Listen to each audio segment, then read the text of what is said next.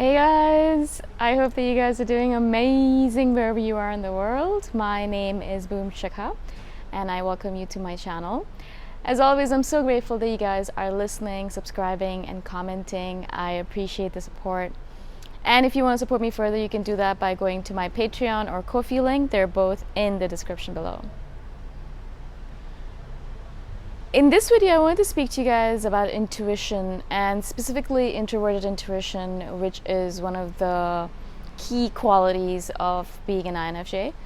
And the funny thing, I think, is that even though it's one of our superpowers, it's one of those things that really defines an INFJ. It's one of those distinguishing features of an INFJ and an INTJ is their introverted intuition. Although I feel like the INFJs are a little bit more connected to their intuition than INTJs are. INTJs are way too logical, I feel, sometimes to grasp the intricacies and the depth of their intuition. But that's just my impression of it. But I find it fascinating that even though it is one of those things that is an integral part of us, we are still so confused by it and we are still so mystified by it. It is one of those mysteries that I think is more important for us to solve than any other mystery out there. A couple of days ago, a friend of mine, and a female INFJ friend of mine, messaged me saying, how do we know these things? As I message her sometimes saying, how did I know this? How do we know these random things? And I wanted to share her story just to begin this video. So she went to med school, and so she has a friend from med school, a female friend. And they're not very close. She says they're acquaintances, and so she suddenly had this thought in her head as she was working through her day that she hadn't talked to her friend in a while. It had been maybe a couple of months or a year maybe, I have no idea. It's been a while. And so she was thinking to herself that she should message her and ask her what's going on with her. And in the next instant, she had this fleeting feeling or this kind of thought that comes up to us, the intuition bubbles up to the surface in that way, that said she's probably pregnant. And obviously afterwards my friend tried to explain to me, how did I get to this? Maybe it was because of these 3 things that happened or these 4 things that happened. And so interestingly enough, as all of you guys probably know, it's really hard to explain to ourselves how we come to these random conclusions. Now, what happened with her story is that she messaged me after and she said, so I called my friend, obviously, to check up on her to see if she's doing well, if everything is fine with her. And of course, she says that, everything's good, we're busy, everything is fine, the kids are a little sick. And guess what? I'm pregnant again. Yeah. Now, of course, this kind of sounds like a plot of a movie. Yeah, you're watching and you're like, yeah, exactly. This is exactly what I expected. But the problem here is that how did she know? And that's the basic essence of this video, is that how do we know these things? Now, how does anyone who has intuition, anyone who is intuitive in any sense of the word, how are they able to garner these conclusions based on sometimes nothing? You're literally sitting there. She's literally sitting there on her desk doing some paperwork, something related to her work, and this thought popped up in her head randomly. Yeah, it's not like she was like, all right, let me think about this for a second and let me think about what other conclusions I can make out of this, or she didn't consciously think about it. It was a conclusion that popped up into her head, as intuition often does, mostly does. 99% of the cases it pops up like that, just randomly, in a way where it seems like it's not even important. The thought will come into your head for a fleeting second and it'll just disappear after if you don't hold on to it, and it's as if it's nothing important, right? So how does it appear? And so one of the conclusions, or one of the ideas that I had specifically about it, one of the ways I explain my intuition to myself, because again, as an INFJ, we need this explained. I don't know why, but we have this intense desire to explain where all these conclusions are coming from. We are not just satisfied with getting the conclusion and then using it to our benefit. We actually want to know where it's coming from. Right? Why is it there? What did I look at? What did I see that caused me to make this conclusion that is obviously accurate? Okay? And so one of my conclusions, or one of my ideas about this, is that I think it has to do with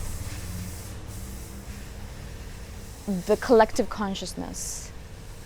Now, I know it's a very abstract term, so it's probably a little bit difficult to grasp, or to grasp the idea, or to grab it by the horns. But basically, what the idea is that, obviously, my friend's friend, the one who's pregnant now, she obviously is connected to the collective consciousness, and we are connected to it, and my friend is connected to it. We're all connected to it. We're all kind of pushing in information into the collective consciousness's database. It's a huge database, millions and trillions and I don't know how many gazillions of gigabytes or terabytes of information in there, right?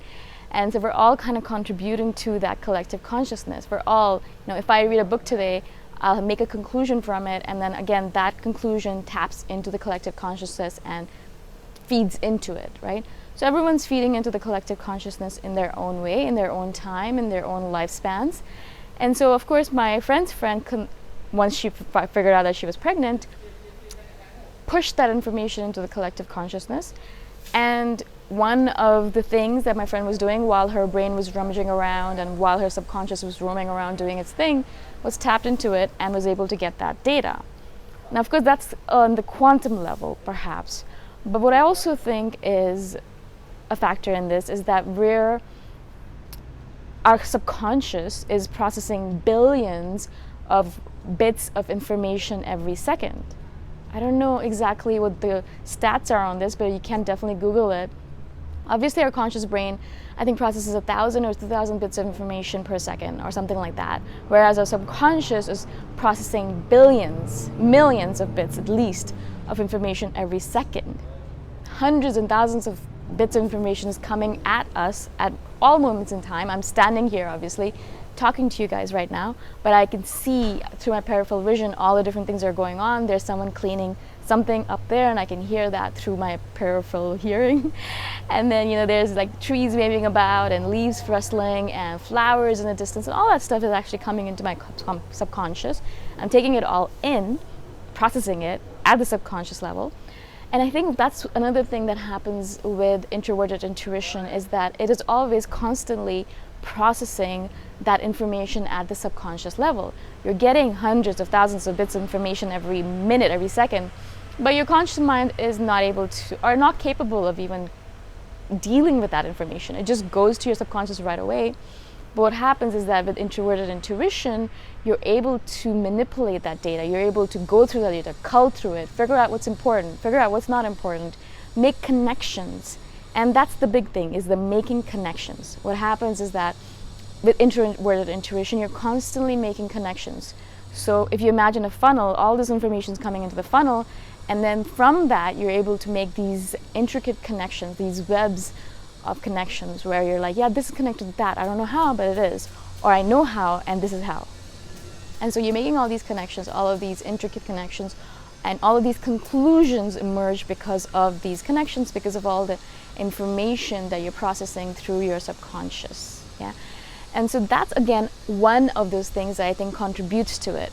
The last thing I would say that contributes to it, in my opinion, of course, these are all my opinions, is the fact that we are able to, as introverts and as people who are not really interested in social events as much, and we do spend a lot of time by ourselves in our rooms, in the silence, in the stillness, just watching ourselves, watching our thoughts, and listening to ourselves, learning more about ourselves, learning about the world.